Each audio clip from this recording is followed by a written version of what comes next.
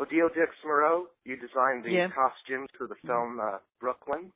Tell us a little bit about how you did that. I'm sure that there was a lot of extensive research involved.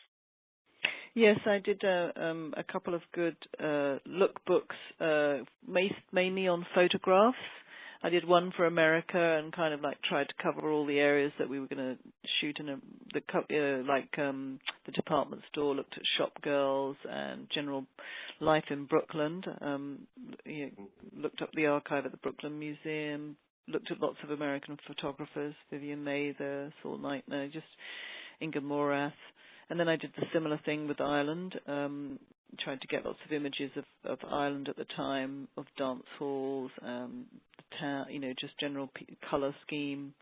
And there was a very good archive called the Kennelly Archive, also had some great faces, and it showed you lots of social life of Ireland at the time, which was really very kind of helped really. And then I looked at some.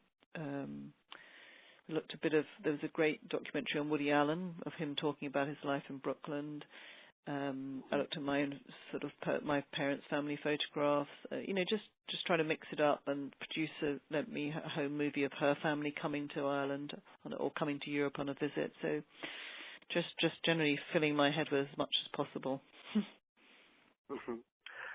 So let's talk a bit about this is a film that charts the journey and development of a young woman named Eilish, who starts off as a young woman in Ireland and moves to Brooklyn.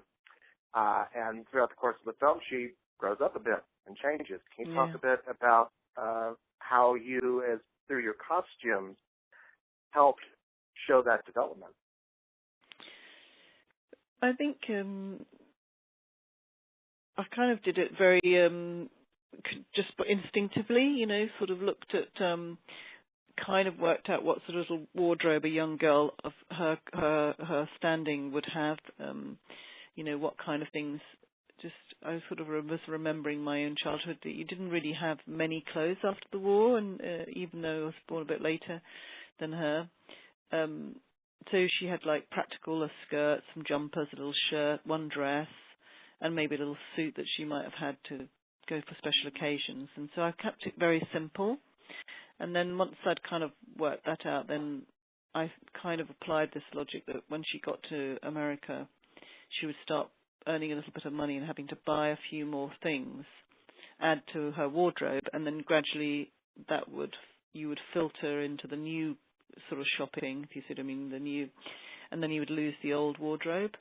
So it was kind of like, and then as she got more kind of settled in New York, her choices would be more confident and bolder.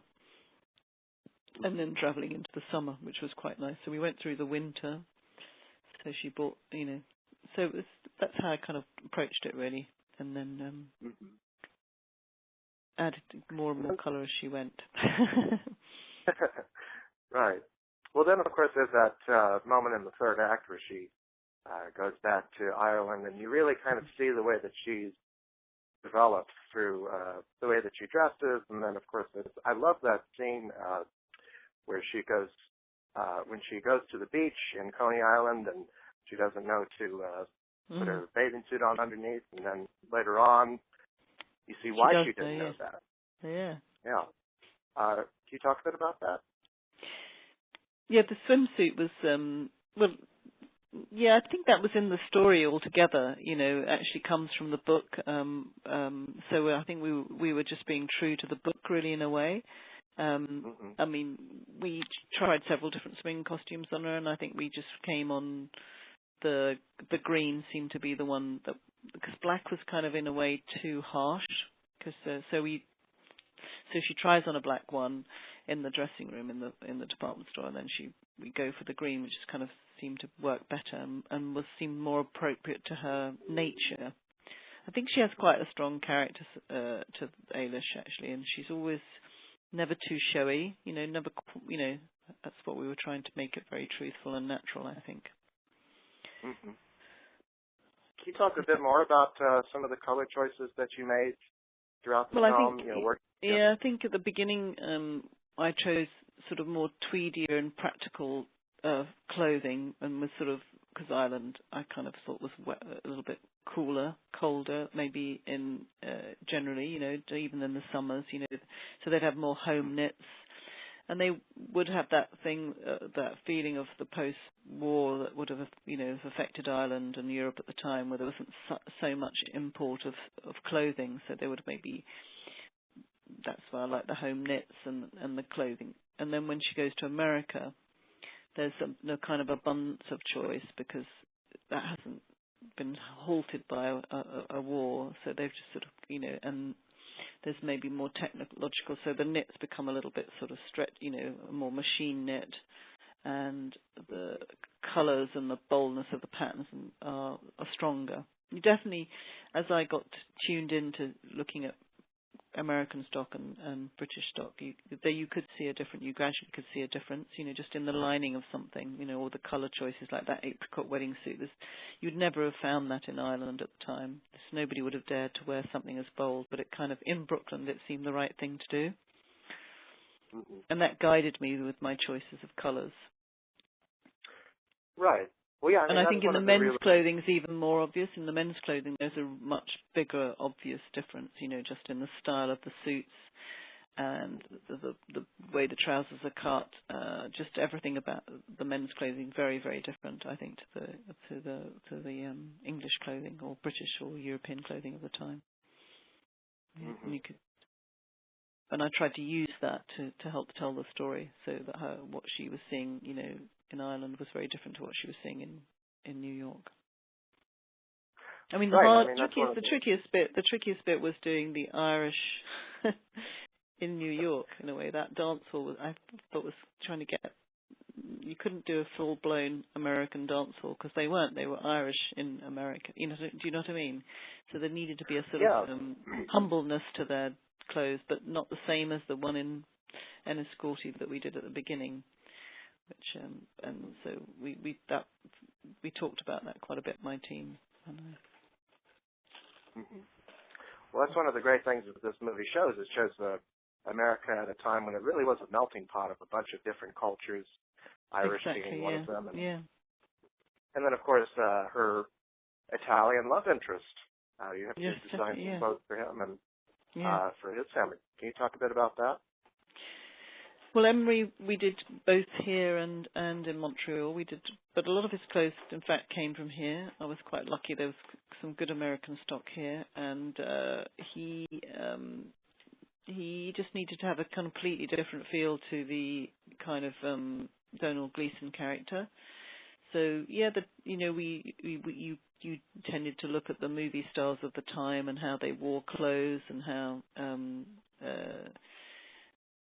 And of course, he didn't have to have a huge amount. I mean, we talked a bit with the director and the John and the producers about what he should wear in the dance hall, whether it would be a suit, how much would he dress up to go, because some people would wear a suit to go to a dance hall at the time.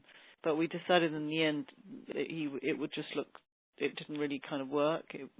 So we only ever, in fact, put a suit on him, and I tried jackets on him, and so in the end we decided that he had to just stand there in that shirt and it would work. And he borrowed it from his brother, because I put it on his brother on the dining table. That was my little nod at people saying, I just thought, oh yeah, he hasn't got he's going to the dance and he hasn't got a clean shirt, so he's just pinched one of his brothers. Right. Lastly, I just want to ask you about working with John Crowley and what he gave you as a director to help you in creating the costumes for this film.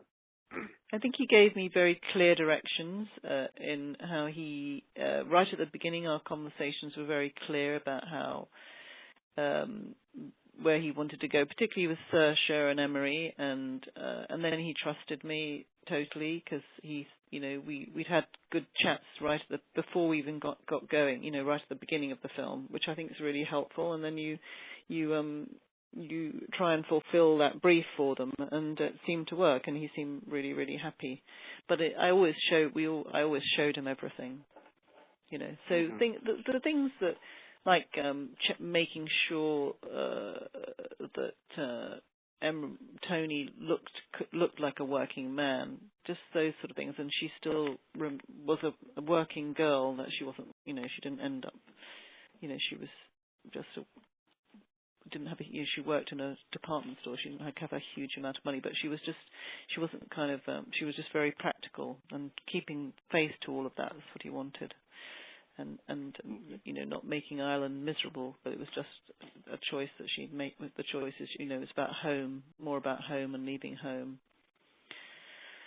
and what you do when you do that, and how you make a new life. Right. Well, that's what the whole movie's about, right? Yeah, it is. Yeah. So she leaves with a suitcase, and what's in that suitcase, and I like those restrictions, so she could only have so much with a few little things that her sister gave her, and then working out what she would buy as a young woman, thinking, well, she hasn't got a lot of money, so what would she first buy when she was out there? Maybe a new coat, maybe a new pair of shoes, and being very careful with her money at the beginning, and then as she gets more confident, then she, it changes. It was a fine line between I wanted the costumes not to get in the way, but tell the story correctly, if you see what I mean. Right. And so it didn't become a costume show, she didn't become this really hugely glamorous woman, but she had some sort of style of the time. So I tried to pick, because obviously I could pick even more over the top dresses, but I tried very much to pick some simple ones. Right. Well, thank you so much, and congratulations on the film. Oh, yeah, and I'm glad you enjoyed it. Thank you very much. Thank you for your time. You're welcome. Great. Thank you for your time. Yeah.